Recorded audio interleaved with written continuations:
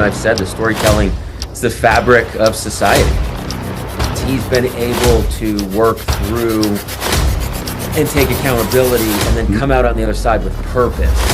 The idea of like, we need to be able to fix what's in front of us. It is our obligation to make sure these people are put together the best way possible. I really believe that there's this chasm of character, and I'll explain that to the people listening, their trauma, and saying like, you know, tell me what you saw 42 years ago, tell me what you've learned since then, and tell me the advice for the future generation. One person listening who's struggling in the exact same manner as the person speaking is able to get out of their own mud.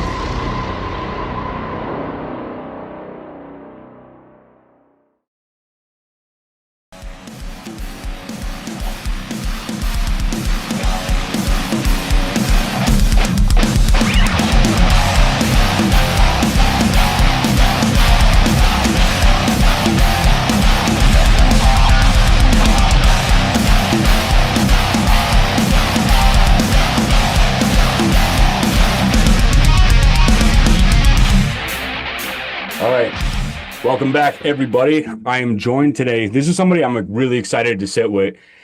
Travis Richey. He's got a success story. You're probably one of the best motivational speakers I've seen.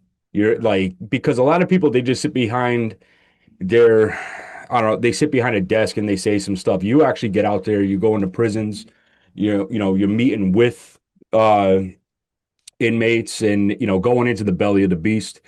So I'm honored to have you here, man.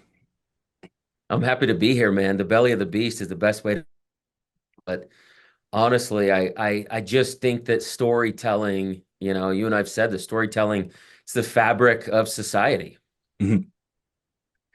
I mean, you're right. It's everybody's got a story and a background, but you talk to the people that nobody like, the ones that society skip over, the ones they step over. And there's only like, I think, two guys in the world that I've ever seen do this, and it's you and Mark Leiter.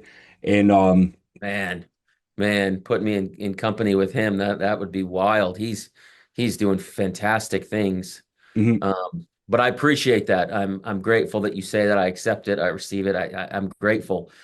And yes, you are right. These are people that society steps over. I'll tell you, we'll start with this story because it's fresh. Okay. I sat with this lady a couple weeks ago, incarcerated for the last 42 years.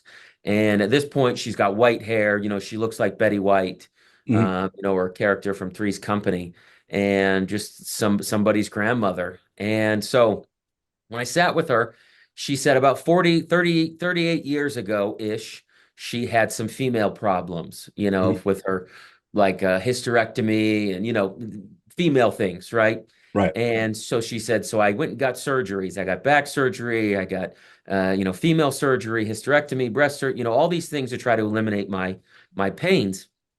And she said, I had three doctors who gave me oxy prescription. Mhm. And all three of the doctors told me to take 2 pills every 4 hours. And she said, so I was taking 6 oxys every 4 hours, high as a kite. You got to remember, for the people listening, this is decades ago. This is right 3.5 decades ago, prior to all the Pfizer stuff and all the lawsuits in Illinois and the family, yada, yada. This is a time where she said they were just handing them out like candy. She's telling everybody, I can't function. I'm sick. In my body, I'm seeing things. I'm hearing, like, I'm losing my mind. Yeah. And they have two kids, her and her husband, not drug addicts, not degenerates, not side of the road people, none of that. And so she's like, I solicit help from everybody, the community, friends, church. And there's this lady at church who takes a, kind of an interest in it and says, we can help you out, and, tries to get her sober, tries to get her clean, bing, bang, boom. And everything they try doesn't work. And eventually this woman feels from the church, that if I threaten her, that it'll kind of wake her up, kind of spook her. Mhm. And so the woman says, I'm going to call Child Protective Services, and, we're going to take the kids away from you. And so the lady who I interviewed took this church lady out on a ride and started to, tell her all of the things that she was going through in mourning, and kind of lured her into this car. went on a very long ride, and eventually got to a place where she drugged the lady out of the car, pulled over on the side of the road, and beat her up, ran her over, and lit her on fire. Holy shit. Holy shit. Killed her. And you sit 42 years of pain later. It's so much easier, as Jelly Roll says, to look through the rear view of the mirror and see everything super clearly. But that windshield that you're in front of, is so big and so vast. And to go back 4 decades, yes, of course, you and I sit across from each other and go, yes, probably not a good idea to light people on fire, ma'am. Mm. But in her psychosis, in her mentally induced craziness, unfortunately, she felt, the barrier in my life is this woman. If I can get rid of this woman, I can get rid of my problems. I can get rid of this woman, I can get rid of the threats. And she's, taking 24 oxys on a daily basis, losing her mind, and feels that her shortest route from point A to point B to eliminate her pain is to get rid of the woman. And she does. I feel like it's probably one of those things where, like, all right, once that grip of the addiction gets a hold of you, and you just kind of you feel like she felt like she had nothing else to lose. So, and I've always heard this my entire life. I'm sure you heard the phrase, "You never fuck with somebody that's got nothing to lose." Um, so I think in her mind this was the last card she was going to play. So it was like a suicide mission essentially for her. Mm-hmm. You know what I mean? So, and it's unfortunate. It's really sad when you see it. What goes to your head when you sit and you talk with these people and you hear, like, because you got to hear some dark shit all the time. Man, I hear the worst of the worst, to be honest with you. I'll go back to the story, but to answer your question, what goes through my head is I really wonder why the system is so flawed for an individual like that. Hmm. I didn't get into this side of work to absolve anybody from their wrongdoing, so everybody in the comments, can stay out of that nonsense. I never was or wanted to be an advocate for cocaine is less than heroin, or Right. I'm not that guy. What I really wanted to understand was if we were going to, quote unquote, lock people up and throw away the key, what does that rehabilitation look like? And what I've learned over this 12, 13 years is that the character doesn't fit the crime. Hmm. And so this woman is incarcerated for something that she could never get back, right? She took something she could never get back. So I understand that she's there, forever. I get that. But the care that she's given inside, mentally, physically, emotionally, is 10 times better than the care she'd get on the outside. Yeah, I And can. so it becomes this weird dichotomy, bro. Like there are a lot of people, and you can only say this in few circles, there are a lot of people who do better incarcerated because of their length of time incarcerated or because of their crime. This woman getting out at, 65, 67, 70 years old, she's got no options for employment, none. Yeah. And in the event that a background check goes back 40 years, I don't know if it does or doesn't, but let's say an employer does pull it. I mean, Betty White sitting across from you for like first degree murder is a little spooky, I would imagine right? so. And so, there you are, like the Walmart greeter, this little old lady, and then all of a sudden, like whack, like, yep, ran her over, tire ironed her face, lit her on fire, like holy moly. And Right. so there's so many things that this woman, not only has she not been like rehabilitated, she probably shouldn't be let out. And I'm one of the people who says these things out loud that are really controversial. I'm not one of the guys that goes in and says, let everybody out, open the floodgates. Kim Kardashian can take that shit. I'm not really dealing with it. Like, I really believe that there's this chasm of character, and I'll explain that to the people listening, is that, so for example, I was locked up with a guy named Elliot, and Elliot had a successful electrical business. He was a journeyman. He did well financially, Mhm. and Elliot had a drinking problem. He was a single dude that made good money, and he just had a hard liquor vice. And in the state that we were locked up in, they had a rope charge, which was 3 consecutive DUIs in a certain period of time, and the guy got 7 years. And you look at that sentence and you go like, that crime doesn't fit Elliot's character. Elliot is really a drug addict. Right. And so now what we've done is we've put a tax-paying entrepreneur um, in prison. We've taken away the tax base. We've taken away his learning opportunities. And then we further removed him from society because when he gets out, he's going to have motor vehicle fines. He's going to have DMV charges. He's going to have license restrictions. None of those things fit his crime, right? Like whether or not Elliot had a car, he was still going to get lit, every day at 5:30 p.m. So we really kind of prohibit these people from getting back into society on the right leg, on the right foot. And the spooky part is, plus or minus, depending on the numbers that you go with statistically, 9 out of 10 people, 9.2 out of every 10 people incarcerated are going to get out sometime. Yeah. And those are the people like that. That's the reason to have this conversation for everybody listening. To have this conversation is because some of these people are going to be your neighbors. Some of these people are going to be your coworkers. Some of these people are going to be in your neighborhood, your community events, your church centers. And so it is our obligation to make sure these people are put together the best way possible. Mhm. And that for me is where like sitting across from them, unpacking their trauma and saying like, tell me what you saw 42 years ago. Tell me what you've learned since then. And then the coolest part for me is tell me the advice for the future generation. Tell me the advice for the mom that is addicted to oxys right now, listening to this on the outs. Tell me the advice, for the grandmother, like, and giving those people the ability to speak to others really vocalizes their trauma, really opens up a cathartic experience for them. And it turns into this beautiful thing where, I mean, I've sat across from, everybody who's been on Dateline and American Greed, and it becomes this therapeutic experience for everybody. And my hope is at the end of all of this is that one person listening who's struggling in the exact same manner as the person speaking Yeah. is able to get out of their own mud. I think it's most like what you were saying about kind of the disservice done by the justice system. Like you have that's done to certain people. Like to give context, how me and you met each other. We about 2 months ago, 3 months ago, we were the last two guys to sit with Jason Vukovic. Um, and he's since become like a big brother to me. I talk to him all the time. I absolutely adore this man. But let's be straight about it. I mean, he like, and you said it actually the best. I saw when you were on Ian Bick, I believe it was you. He was in survival mode.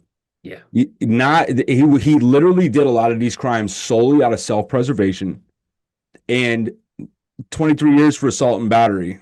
You know what I mean? With strong arm robbery, like I mean, come on, and then when you do the math, and he's very straightforward about it, that some of the monsters that he hammered, um, the combined sentences of them, which their crimes were terrible, was 6 years and 9 months. Mm-hmm. It's Like, despicable. and how is somebody like that, like they've been abused, mistreated, on survival mode into their adult life just to get buried, you know? It's like how does he function? Jason, on the other hand, is an exception because he's always grinding. The man stands on business all the time, but Jason is the exception because he's been able to work through and take accountability and then Mhm. come out on the other side with purpose. Mhm. I think like lucky for him, like he had that Avenger, so to speak, mentality where, I'm going to turn this upside down. I mean, very few people that I sit across from go, yeah, let me tell you how I'm going to turn 12 homicides, into an opportunity. That it, Mhm. it, it just doesn't happen that way. It's really, really unfortunate. But Jason is a one percenter. He's an unusual cat. And like you said, just dealing with a ton of trauma, a ton of survival mode. And it's so easy for us to Monday morning quarterback his situation. Mhm. This is what we would have done, should have done, could have done. There was a helpline, there was a church. Man, shut up. Yep. And I think you kind of fall into that category as well because I've heard parts of like your beginnings. I follow a lot of the stuff with like the stories of the people you sit with, but you kind of fall in that one percenter category too because you came out. You could have just allowed the world to just consume you. Instead, you kind of carved a better world, for not just for yourself, but those around you. Like, because I mean, and I think you bring a lot of light to so many people. I put you in the same kind of category as people like Jason or JD Delay, that you stand on business. You show people a kindness that they probably have never seen in their Mm. in their lifetime. You know what I mean? Which is a very rare trait. You are right about that, bro. There's this whole idea of like we need to be able to fix what's in front of us. We're a social media, culturally quick to judge, quick to talk, quick to comment. We want quick results. We want quick money, quick abs, all the quickness. And I think sometimes it's, when you have a friend come to you or have anybody come to you and, you give them the how are you? And then they start talking and it's not, oh, I'm fine. It turns into I'm struggling or I'm addicted or I'm sad. We're so quick to try to fix that. And I think that there's this real specialness around sitting with people in the mud. Mhm. I think that there's this real cool opportunity that we have to go, you know what? I don't need to offer you any advice because I've never been there. I don't need to offer you any insight because you're not going to take it. I think you just kind of need somebody to sit with you in the mud. And what I've learned is that we feel that a lot of emotions are mutually exclusive. I'll give you an example. I tell women all the time, you can be in prison and you can be a good mother. And that's a hot take for a lot of people on the outside because they go, no way, good moms don't go to prison, la, la, la, la, la. But it goes back to what I'm talking about with sitting with people. I think a lot of times we're afraid to sit with somebody who's in the mud and then Mhm. for them to say, well, like, Chris, how are you? And you go, oh, well, I'm great. Yeah. Right? Like we feel like we have to be so deep in the mud with them to be like, oh, I don't know, terrible and fine and things. They're not mutually exclusive conversations. And so what I love is when I get to go behind bars and bring this light to this dark place, people go, man, like you're not trying to get me or catch me or lure me. Like you're really curious about how I got here. You're really curious about what I've learned. And, I tell my 10-year-old daughter all the time, there's going to be a time when I'm gone, dead. And I'm hopeful that I have this library of all of these people who have all of this wisdom. And I'm hopeful you can look at it that way, Mhm. right? I'm hopeful you can go, man, this is a red flag. I remember when this popped up. I remember when that popped up. Like, even Jason was funny. He offered my daughter, dating advice and and it's like we joke about it, but you're like, man, it's real talk from a childhood abuse survivor. Right. And so like there's some real context to these conversations that I'm hopeful, especially for the next generation, bro. Don't even get me started on what a disaster they might be. Mhm. But man, there's some real authentic therapy that's happening when I get to sit next to people. I'll flip the script on people. I was inside a prison plus or minus 2 weeks ago, and as I'm interviewing these guys, now keep in mind when most of the time when I go sit down behind prison bars, the institution will pick the people that we're going to interview. I don't have really any say over it because there's politics involved, there's disciplinary infractions, there's Right. movement, job, there's a thousand things that need to happen for us to get behind bars and record one-on-one with an inmate, let alone 15 of them in 3 days. And so I'm sitting with this gentleman, and this dude he's the real deal. He's Aryan Brotherhood. He's got it, throat to throat, ear to ear. He's been down 28 years. He has all the political ink, all the keys, and I was shocked that he wanted to sit with me because I thought, man, it's interesting that you're going to talk about this. And he was so confident that nothing was, going to happen to him. Nothing was going to come from it. That he was like, I'm not going to say anything to green light myself or anybody, but I've got a lot of experience. I thought, Mhm. okay, this is going to be wild. Now I tell you that I frame that up that way because he says to me afterwards, we take our mics off, and Chris he leans in and he goes, "Are you interviewing this guy?" And he tells me this name. And I said, I don't know, man. I don't have the list. The guards typically do. I just, whoever gets pulled in. And he leans in a little bit closer and he goes, he's got a green light on. And I was like, Oh no. oh, yeah. Yeah. And I said, okay, like white guy? And he said, yeah, white guy. And I'm like, oh, geez, here we go. So I looked at him and I said, I can't be a part of that, and I can't jeopardize this. And he goes, you don't have to be a part of it. I just need to know when he's going to be interviewing with you. And I was like, look, man, I can't let you, I can't be a part of it. I respect it. And he looks at me and he goes, he's the guy that you don't want to sit with. And I said, I'm picking it up. I got you. I understand. And about 3 hours later, we're in concrete room. We're set up, and this I have my back. I'm drinking my energy drink. I have my back to the door, and like all the air got sucked out of the room. And this guy comes in and sits down. He's about 5'5". He's got about 9% body fat. He's got glasses. He's about my age. And I was like, this is him. I just felt it. Yeah. So I stood at the door. I didn't shut the door. Obviously there's guards everywhere, security, whatever. And so I looked at him and I said, how long you been down?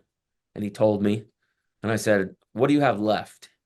And he said, well, let me tell you. And then he started. And I said, no, no, no, no, no, no, no. I said, man, we can't have this conversation. And he said, Hmm. no, let me tell you what. And he started to explain himself. And I said, I'm going to be super clear, man. Like, I don't sit down with child predators. Yeah. Put child predators on camera. And then he did it a third time, Chris. So I leaned into him and I looked over at the guard, the captain that was in the room, and I said, I'm going to go get a few of my friends that look like me, and they're going to come in here unless you get the fuck out of the chair and leave the room. Yeah. And he takes his tablet all sideways and huffy puffy. And I tell all of that context because for the last 13 years, even though I did not get into who does this and who does that, I have refused and have never put anybody who's ever done anything to kids on camera. Yeah. I believe publicly and privately, as a father of four, that if that takes place, those people should be locked away and then lit on fire. I agree. I think, um, somebody had told me a story, in confidence about, how they handled child predators back in the 80s, in New York. And the story one of the stories that they had told me, it was pretty much a death sentence for starters. But they tossed a guy into a car crusher. Um, and made sure they let him blow a bunch of cokes. That way he was wired, and they wanted to make sure that he was conscious for it. Oh yeah. So um, Yeah. they I can tell you from firsthand experience, if a yard is run, by the Aryans, the white boys, there's different fractions, of course, but for the vast majority in the US, if the prison is ran by the white boys, there's a subliminal conversation. Typically, when you go in and you get transferred in, you're going to get a bedroll and a pillow. And around that bedroll and that pillow, is going to be your paperwork. And if the guards are on board and the white boys are doing what they're supposed to do, if a white boy gets transferred in and he is a child predator, that individual, that inmate does not have a bedroll. And Mhm. it is a nonverbal communication to everybody that this individual is not going to spend the night. And they are taken care of. They are dealt with quickly. Um, there's actually a viral clip. I'll send it to you so you can put it in. This will be pretty cool. But there's a gentleman I sat down with. I believe he got 3 or 4 life sentences. I don't recall. It was a very, very, very long time nonetheless. And he tells the story publicly about killing his cellie, who was a child predator. Mhm. And he tells the story, and he tells the story publicly in front of the judge, and he says, I told him to stop saying it. I told him to stop doing it. He's going to leave in the morning, and he wouldn't stop. And so I got down and, I obviously took care of him, took him out. And the inmate says, I am not the judge.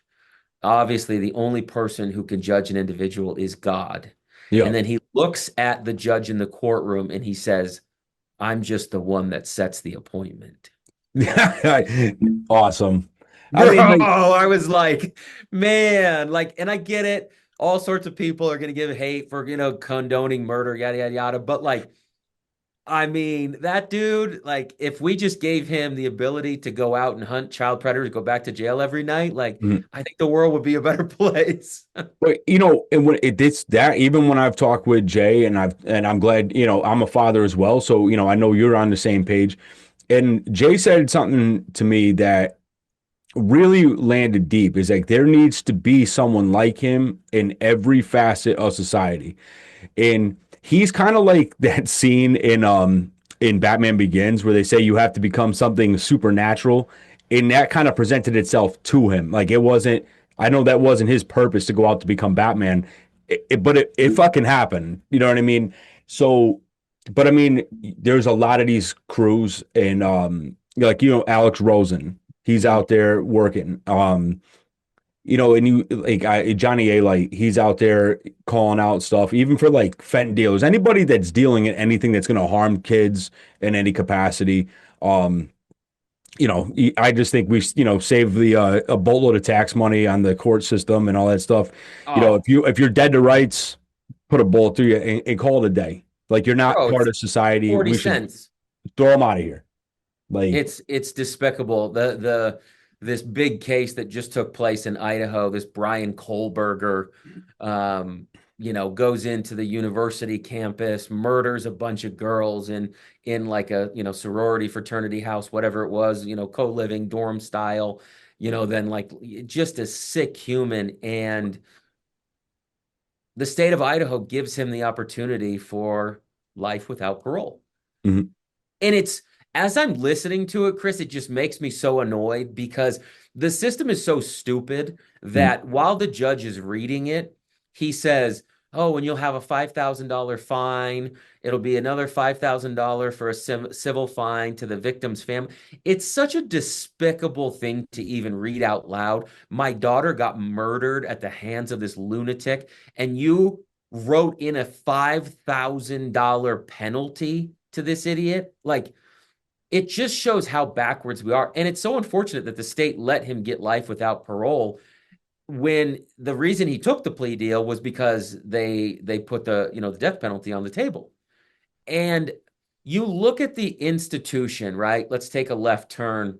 You look at the institution, you're talking about $1 trillion system here in terms of incarceration. mhm, And when you really break down the metrics, a bunk, I was housed in a cell that had 4 men in a cell. A lot of California prisons have 6 men in a cell. Each one of those bunks is roughly, $30,000 a year in terms of dollars and wages. So mhm, you're putting 6 dudes in a cell, you're getting, 100 some odd thousand dollars to house these individuals on slop, clothes that are made in-house on prison hands, shoes that, yeah, right? Like this is an industry, folks. This is a $1 trillion industry. It's a behemoth. And so if we didn't sentence guys like Brian to life without parole, then there wouldn't be the opportunity to collect $30,000 a year from him for the rest of his life.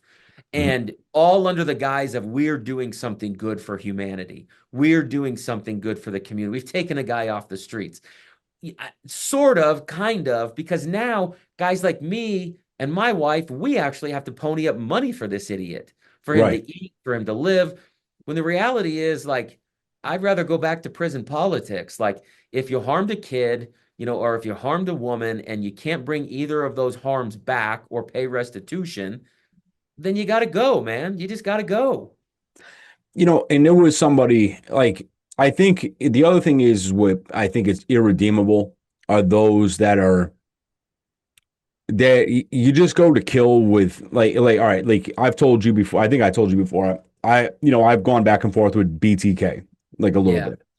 Um, why are we wasting money on this monster? But he woke up and decided to kill people viciously. You Yeah. know, no motive outside of power. You Hmm. know, this isn't somebody that like, and I'm not saying that like supporting them, but somebody that got so worn down by either some kind of untreated mental illness. Like, and I believe, I know people are going to say, oh, BTK's got a mental illness. It's there. It's a different category of person because he consciously knew what he was doing. It wasn't like, somebody that just kind of went off the rails Yeah.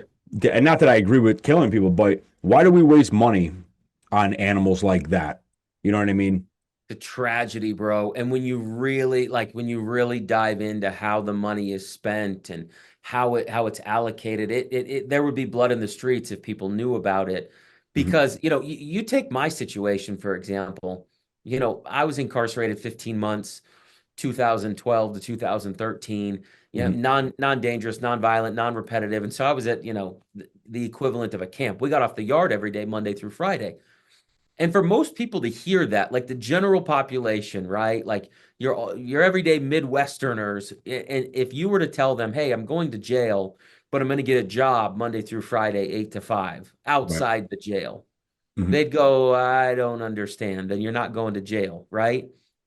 And they're right. They're right to some extent. So obviously, if I was good enough, to get a job for the prison and for the prison to allow me out, well, then why did you put $1 million a year earner in prison to begin with? Yeah. So there's some of that, but then I take it a step further. You want to talk about crazy. So during I had a job at the community college teaching because of my degree.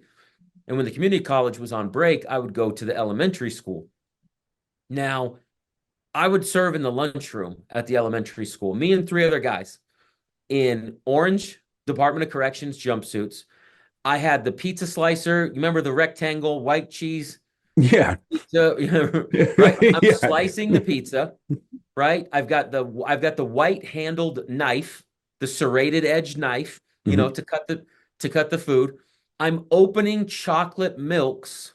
True story.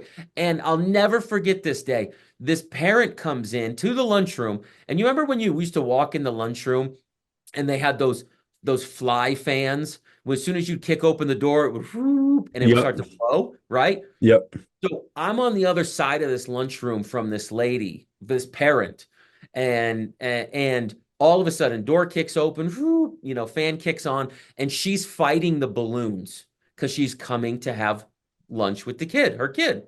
Yep.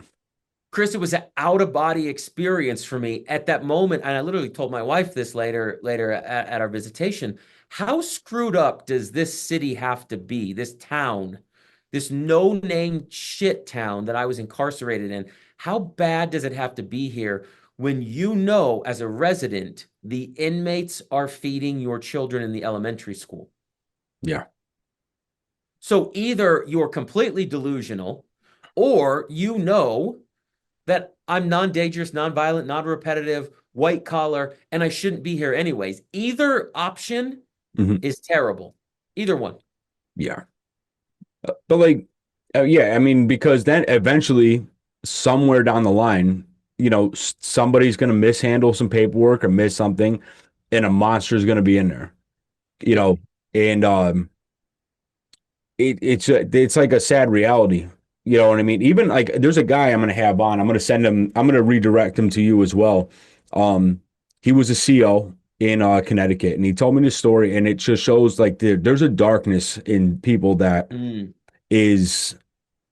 And he said there's like he's seen so many inmates over time, but this one kid, he asked him, he had murdered a girl in my area, because she didn't want to go to prom with him, and he had asked him when they were moving him to a different mod or something like that. They were like, let me ask you something, like, why did you do this?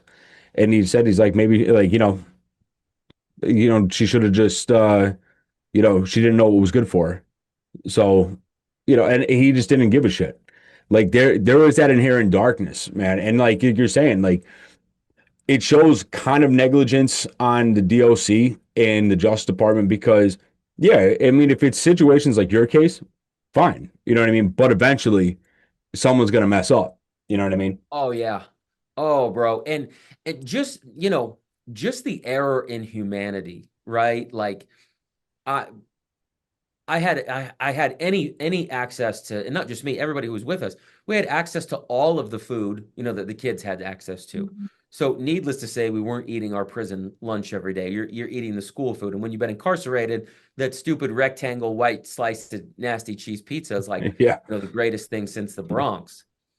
Um, and to your point, yes, it's like it becomes the cheese pizza, then it becomes, the hey, did the teacher leave, treats on her desk? Oh, is the teacher's purse here? Does she have a cell phone in it?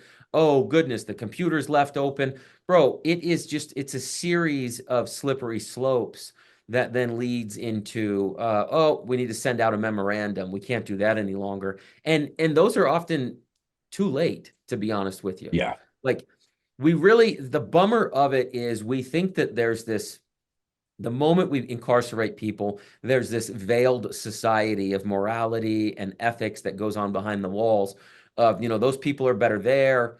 But I'll tell you, it's like a city back there. You Mhm. go to any one of these major institutions in any major city, there's 6, 7, 8, 9, 10,000 people locked up. There's a boatload of moving parts, moving pieces. Every one of these COs has a cell phone. Every one of them has a lunch bag, an energy drink. And I can tell you personally, firsthand, over the course of the last 13 years, 12, 13 years, I have no less seen 50 different instances of drug dealing between COs and inmates. Me personally. Yeah.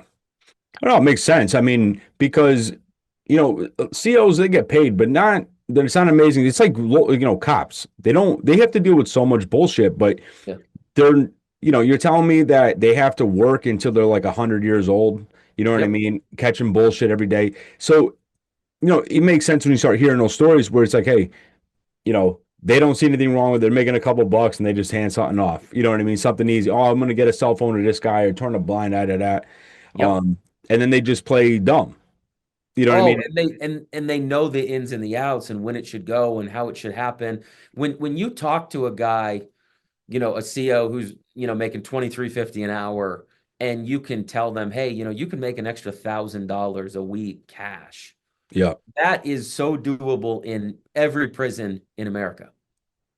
And it's got to be tempting to so many people, especially with the way the Bro, economy is and, stuff like that. You know, I'll tell you a story. I mean, you want to talk about just that. So then there's the tale of two cities on the other side, probation. I had two stories from probation. I had one probation officer. He had told me he was so scared of his own shadow, bro. It was unbelievable. And he told me that he was so worried about like rules and regulations. He said that he and his wife own a timeshare. And he said when we rent the timeshare to my mom, we make her sign a lease. wow, dude. What a psychopath, right? Like completely off the reservation. He sat across from me face to face and he told me that we should have term limits. I said, what does that even mean? This is going back. I mean, bro, we're going back 15 years. And Right. he goes, we should have term limits as probation officers because he said, think about it this way. This is the first time I had ever thought about it like this. He said, if my caseload is predominantly black individuals who are here for aggressive crimes, leave it at that. Yeah. He said, if I've done that year in and year out, year in and year out, decades of that, he said, then I get myself into a Circle K at 10 p.m. on a Friday night and I see a couple of black individuals walking into the circle. What does my brain automatically do? He's telling me this story, Chris. Yeah. He like I mean, I understand what he means, but it would but I don't like the term limits. No, like I think proper decompression, a little variety. Um, That's what I thought too. Variety. For me, I thought, you know what? I think you guys should do 5 years here, but then you should do 5 years like in the nursery, the prison nursery. Like then you can do 5 years at this. Like I think you guys need to move around to have some perspective. Because then the flip side to it is like it gets so loosey goosey. Had this other PO and this black lesbian lady, and she would always come out and she'd kick the door open and she'd look at me and she'd go, "Any issues?" And I'm like, geez, Louise, no. And she'd shoo me off. Get out of here. Go. You're good. You're good. Then eventually she sends me a message and is like, hey, you don't need to come in anymore. And I'm like, that doesn't feel right. This is usually done by paperwork and a judge. And so, anyways, every month I made it a point to come in. I paid my fine in person, camera, like the whole nine, right? Man, Chris, it wasn't 6, 8, 10, 12 months later. She gets indicted for like some $143,000. She was taking probation and parole cash dollars, Mhm. and she was marking them as paid. She was taking them for her own good.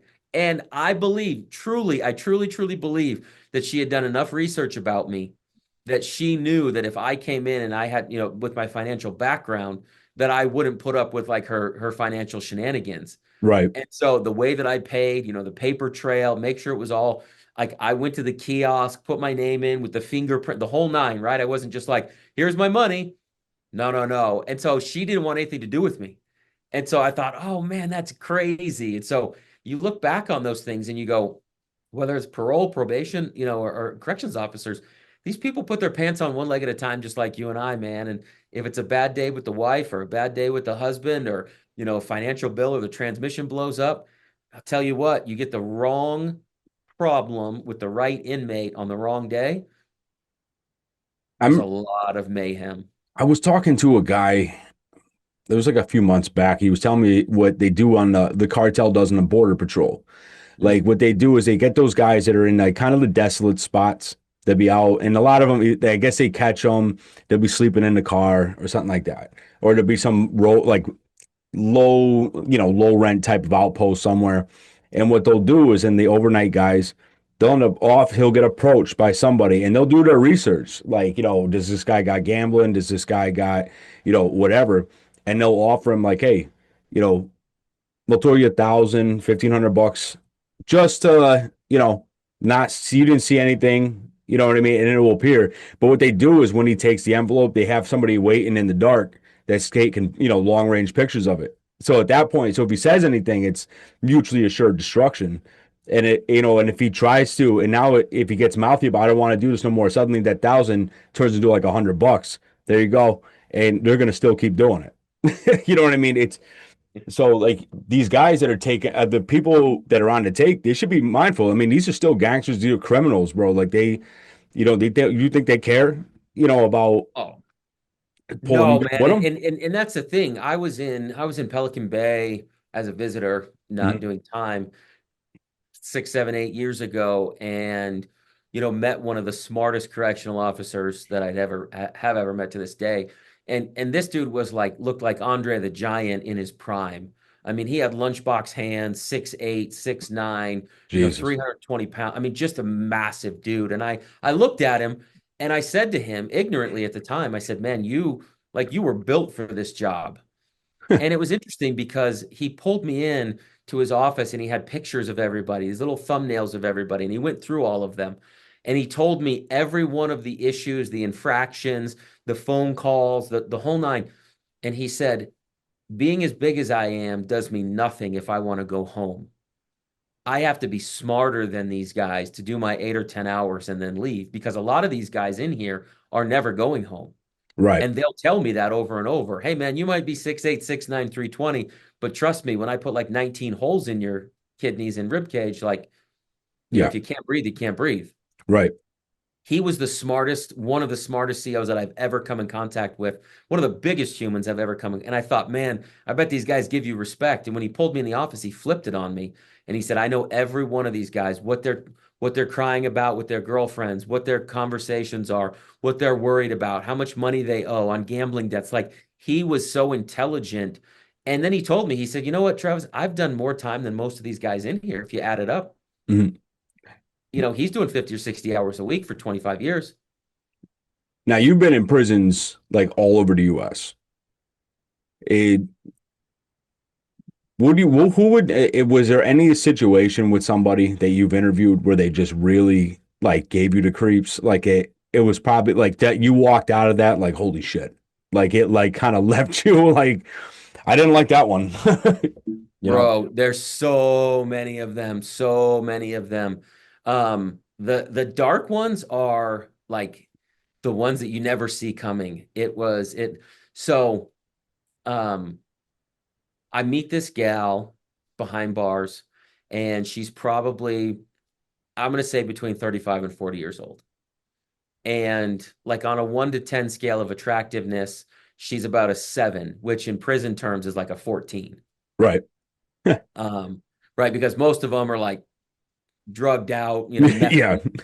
you know, it's all bad.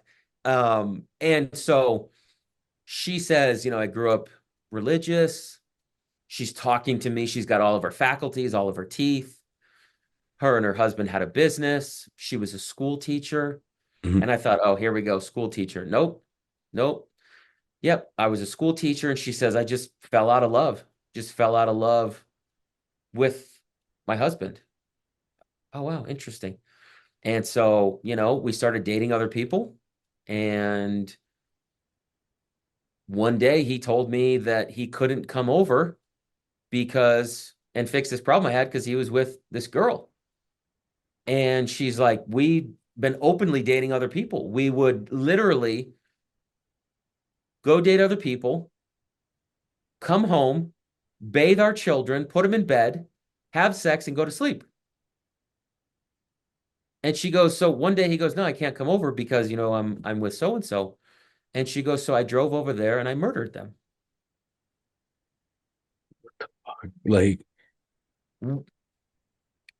what? Oh, wait a minute. Time out, time out. You wanted to see other people. Yep. Oh, whoa. So nobody cheated on nobody. Nope. What the fuck, bro? Wow.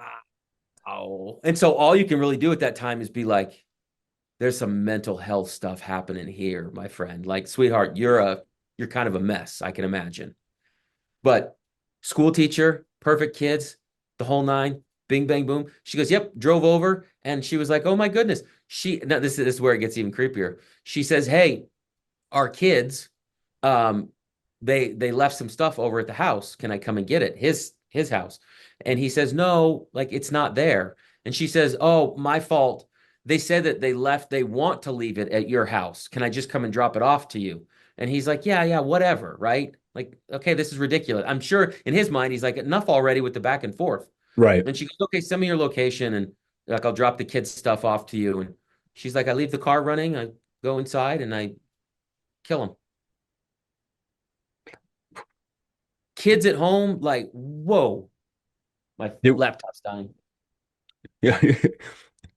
There, there was a really sad story in my hometown. It was something similar.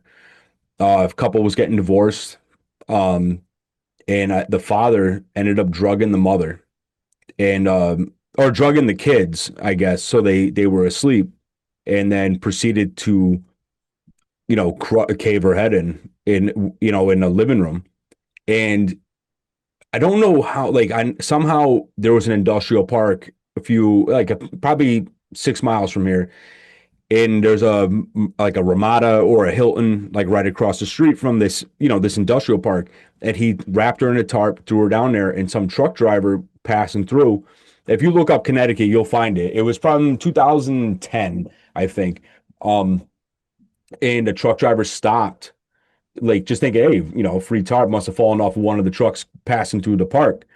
And it was her, and he was staying in the hotel. So I don't know, like, did these kids just wake up, like whatever? But I mean, there was like a manhunt. They had like people looking for this woman, and bro, like it's stuff like that. Like you're getting a divorce. Even across the street from where I am now, there was a triple homicide. Like Mm. back in the end of March. Like I can see the house where I'm sitting right now. Like just a sad state. Like what happens, bro? Like when and that's like my biggest fear, dude. Like, is because like nobody can ever tell you why the wheel just went off. You know what I mean?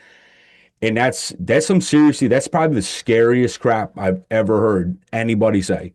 Not mobsters telling me about murders, not you know military guys telling me about operations and stuff like that. It's the scariest people in the world are the ones that are just eating dinner and then and then they just do something insane. You know what I mean? That's Yeah. the scariest shit. Yeah, I would agree with you. Those are definitely the ones. And it's so interesting, right? Like I always try to tell people this. It's like it's never like the loudest ones. The loudest cans are usually the emptiest. Hmm. And so it's like often the threatenings and things like that. But man, It's like you like it's like I always say these UFC fighters, like you see Dustin Poirier like in the middle of the grocery store and he cuts you off and you give him the finger, like you're thinking he's some middle-aged, 138-pound weirdo, like and then he just destroys you on You're aisle right. 9, right? Like Right. like no good. And you're absolutely right. Like those are the ones that just leave you speechless. Another one is a woman. I don't know why I'm on this tangent at the moment. But bro, if you can even, I'm gonna try to briefly get you through this one. This one is like nuts. So this woman I'm sitting with, she got life plus 100 years, if you can imagine that. I don't know how that makes sense, as though maybe she'll live for 200. I don't know. Um, so stupid. The justice system. The fact I that we know. say that out loud is like just the I was ignorant. laughing when JD Delay did a video earlier, and he was saying how somebody got 4 consecutive life sentences plus 10 years. Like what? What's the Yeah, he actual ten? just What? we Yeah, needed that 10, like just in case. yeah. Like, so I'm sitting across from this lady, and so at the age of 14, she's sexually assaulted and ends up getting pregnant. And they live in this small town. This is like, geez, bro, it's like 50 years ago. It's less than that, but it's a long time ago. And so she ends up getting pregnant at 14, and her mom is like, hey, you're just, we don't do that in this town. You're disgusting. And she's like, it wasn't my fault. Mom's like, obviously it was. You dress this way, blah blah blah. This whole thing back and forth as this inmate is telling me this story. So mom says you've got to go with the boy, and so he goes off, gets a job at like one of the mills. I don't know whether it was steel or wood. I didn't ask, but gets a job at like one of the mills, at like 16, 17 years old, ends up working in the mills. They have baby number two. By this Mhm. time, she's like 18 years old. He turns into, an abusive individual, starts smacking her around. She's like, I can't handle this. I'm going to go back home. He's like, great. I don't want you. You're trash, so she leaves anyways. Goes back home. Her mom's like, hey, like you can stay here for a minute, but I can't have you around here because people know about who you were, type Mhm. of an attitude. And then she's like, okay, I'm gonna get a job, get on my feet, and then I'll get out of here. Gets a job like one of the quote unquote wealthier guys in town, takes a liking to her. He probably realized that she was easy because of the two kids. She ends up like with him. He's like, hey, I can take you out of here to Florida. She's like, sounds great to me. They go to Florida, they're living this life, they have a kid together. He says, I've got to do some work up on the Eastern Seaboard. You can come with me. She's like, I'll come with you. Ends up like sleeping with one of the like sailors on the Eastern Seaboard. The sailor ends up falling in love with her. She ends up getting pregnant by the sailor. Yeah. Her husband had a vasectomy. Oh no. Oh Oh, man. oh yeah, bro. So she's like 1 month pregnant. She's trying to do all the things. She goes in, she's like, I got to have an abortion. They're like, you can't because you're one of the cases where the this and the that and the fallopian and the thing and the whatever, it's not going to work. Right. She's like, aside from drinking bleach, I'm doing it all. I'm taking pills. I've got accidental overdoses. I'm jumping on a trampoline, landing on my, I'm trying everything to like, get rid of this pregnancy. She can't do it. Doesn't end up doing it. Well, the sailor, soldier that she fell in love with, he ends up, finding out that she's got the husband. The sailor and the husband are now on a verbal spat over the phone. I'm going to kill you. No, I'm going to kill you. I'm going to do this. I'm going to do that. Bing, bang, boom. The best friend of the sailor comes to this lady who's pregnant and says, I need you to take me for a day and show me what your husband does. He's apparently like some army ranger type cat. This wife takes this army guy, best friend of the sailor that she's pregnant by, and says, this is where he parks, and this is where he works, and this is where he eats, and this is the whole nine. A week later, the best friend murders the husband and murders the sailor. What? Like, What? The best friend, the army guy, yeah. speaking in court, he gets 100 years. life plus 100. She gets life. He got life plus 100. She got life plus 50, or vice versa. Anyways, life plus forever. He's speaking in court, and he says that he literally thought that he was ridding the world of the problem so that this woman could live out her days in peace.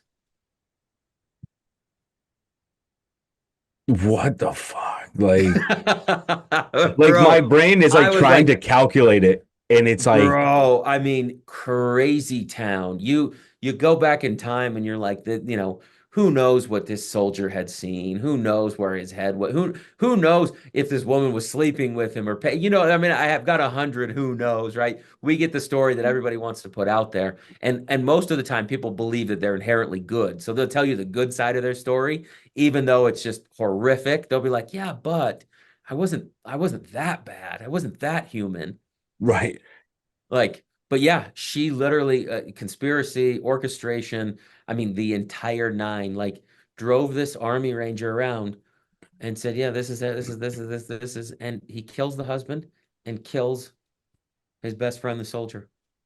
It's just like that is This is the the best crazy. part. This is That's the best what part. was that? After that, she goes on the news, Chris. She goes on the news and solicits help to find her lost husband.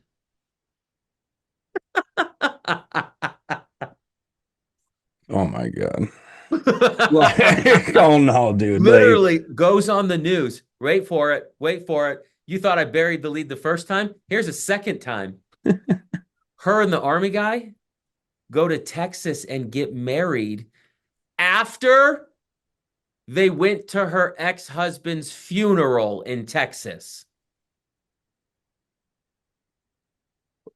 bro, like that entire case, I cannot wait until Netflix eventually gets on it, I'm going to or send you the Hulu. name offline. You could dig into it. Oh I my literally, God. I have the video. I'll send you the raw footage of it because I know you'll keep it. I literally go, wait, whoa, whoa, no, no, no, no, no, no, no, no, no, no. You went to the funeral? She went to her husband, dead husband. She went to his funeral in Texas with the guy that murdered him, and then they got married. Bro, that is the wildest story. And this is coming. I've talked to guys in the mob. Like this story got like some like their stories beat. I thought for sure after and the interview with her is like an hour and a half long. I thought for sure after it was like, oh yeah, they both got murdered. I was like, holy cow. Like, and then of course the police show up. No, no, nobody knows. They just, old town, 44 decades ago, long time ago, small town, no long, blah, blah, blah, the whole nine. Perfect scenario. Army Ranger comes in, bing, bang, boom. She's not going to say anything. He's not going to say anything. None of them are saying anything. Becomes this Bonnie and Clyde. We have to love each other. And then they go, yeah, yeah, yeah. She's on the news asking for support and help. It's like my brain is like trying its hardest to like calculate, like it all. And it's Bro, psycho. like that is one of those things like that should be like that's like the damnedest thing I've ever heard. Went to his funeral and then got married. But yeah, so like She's got like, I think three different sets of children. Like, three different, baby daddy sets of children, like all of them, grandchildren, the whole nine. Like, this is like this literally like 4 decades ago. And so it's just completely played out. And I think I'll have to go back and you can yeah, fact check me, but I believe she said for a period of like 8 or 9 months, she was on the news, like soliciting help. Like, this is who my husband was, and like here's his photo, and like, goodness gracious, super sad days. Goes back to Texas, goes to the funeral. Oh, woe is me. How does this even happen? Marries the guy that murdered him. Like, what in the psycho just happened here? that's like probably the craziest thing I've heard or read in probably the last like month. Like Unreal. I thought it was going to stop at, these two got unalived. No. Then I thought, maybe you're going to fall in love with him. No. You went on the news, you solicited, you went to the funeral, then you fell in love, then you married and then you both went to prison for the ever. It's like she takes like Black Widow to like a whole new like meaning. You Bro, know, and at this time, she's been incarcerated for decades, and she's like a she's got a southern accent. She's a chubby lady. She looked like the um oh man, anyways. She looked like the grandma Sycamores, like she's on the cover of the EL Fudge cookie, with the white hair, she's 180 pounds, 4 feet 10. You're like, the worst thing that's gonna happen is she's gonna run out of breath, and right? like holy moly, like completely just unaliving the world out here, this lady. What the hell, bro? Like that. See, that's what I mean. Like the world is full of the craziest stuff. I'm telling you, man. And some of the stuff that it's so, because you think, I don't know, at least for me, I've done this for so long that, I love the good stories, as do you, the big names, Anthony and, Yeah, the Gaudis, you love the names, right? They're so iconic that people resonate with them. But then you're like, hey, there was this one time that like this guy in Alaska just hammered people's faces in, and you've never heard of, like, you're like, wait a minute, hold on. And so I get to this intersection of like wild stories, that are never, because they don't really want to be told, right? That at least the narrative that, the AG or the DA is putting out is never going to be, mom with mental health crisis, mother of four with opioid addiction. It's never that. It's always going to be like headline splashing right. language. And that's the thing. Like I remember we talked about it when I sat with you before. And first and foremost, I'm not the mob tube. Like I'm not. That's not my genre. There's a lot more to the world than the mafia. Um, they just happen to be, what I was able to get coming in. I mean, you sit with Anthony Arlotta and it starts there. You get credibility. You sat with Michael Francis. And I'm going to be honest, the mob genre has more drama than a 90s like soap opera. Like to like listen Yeah.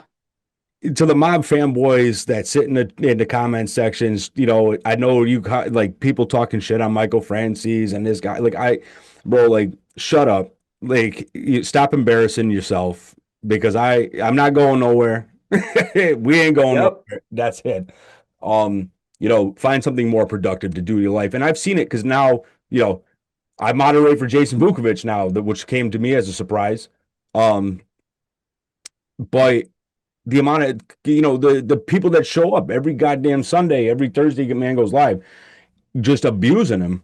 Like, but on the plus side with him, it's when they come out to talk shit, it's just a child predator. You out yourself in front of like 1,000 people. You embarrass yourself. We know you're a child predator now. So sit down and be quiet.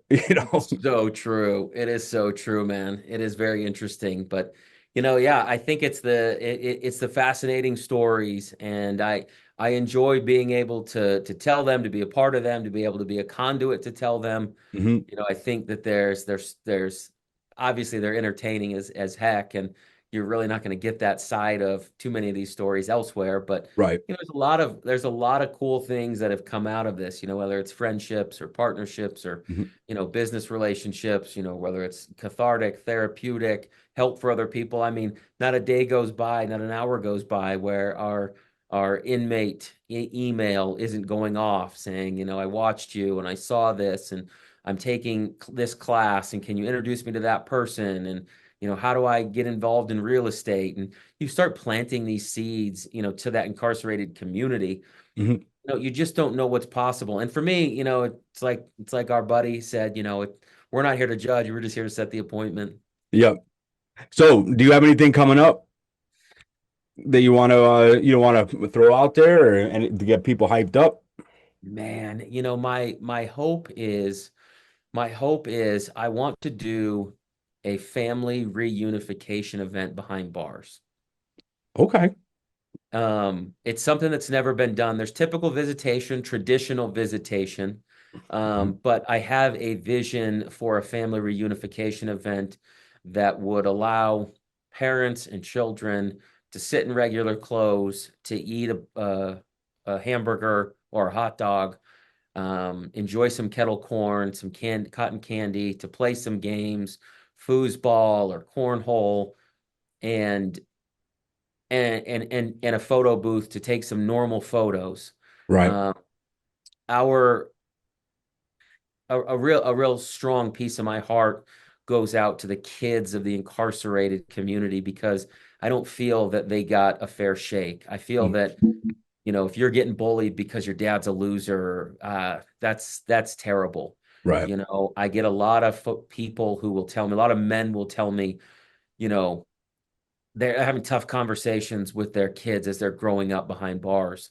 I don't, yeah, you're here, and yeah, we talk on video or FaceTime or, tablet, or I see you, but you're not really here. I don't really have a dad.